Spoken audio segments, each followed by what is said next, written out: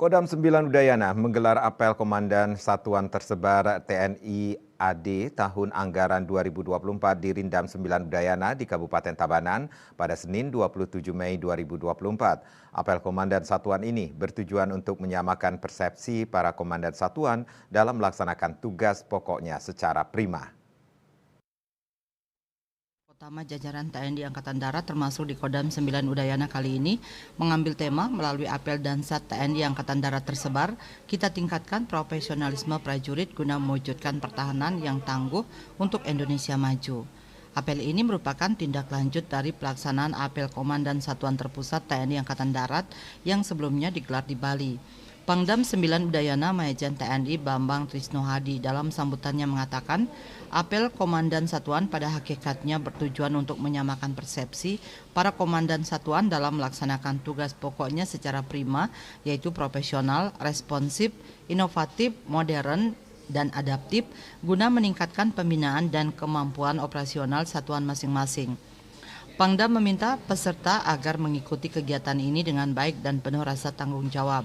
Ciptakan komunikasi interaktif dua arah sehingga para peserta dapat memahami arah dan kebijakan pelaksanaan program satuan dengan baik dan accountable.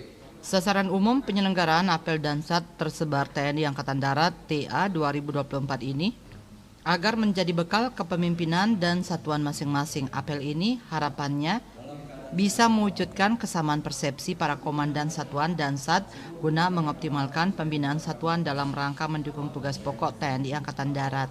Terwujudnya kemampuan para komandan satuan dalam memaksimalkan kualitas pengetahuan dan keterampilan yang dimiliki untuk membentuk satuan dan prajuritnya yang profesional, responsif, inovatif, modern, dan adaptif.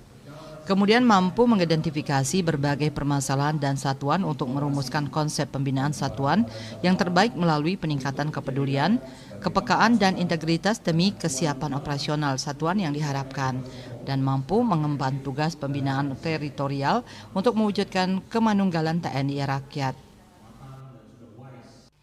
Adapun beberapa hal yang menjadi perhatian ataupun prioritas kita pada apel Dansat ini adalah bagaimana melanjutkan program-program prioritas yang selama ini telah kita laksanakan. Di antaranya program ketahanan pangan, manunggal air, kemudian program RPLH, program stunting, dan juga program bersatu dengan alam.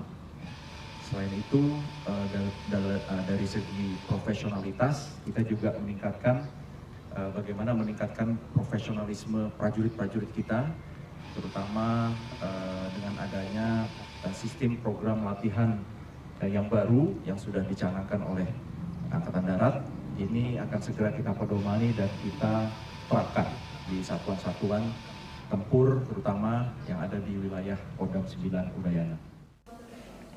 Peserta apel berjumlah 83 orang yang merupakan para komandan satuan di jajaran Kodam 9 Udayana. Riase Bali TV.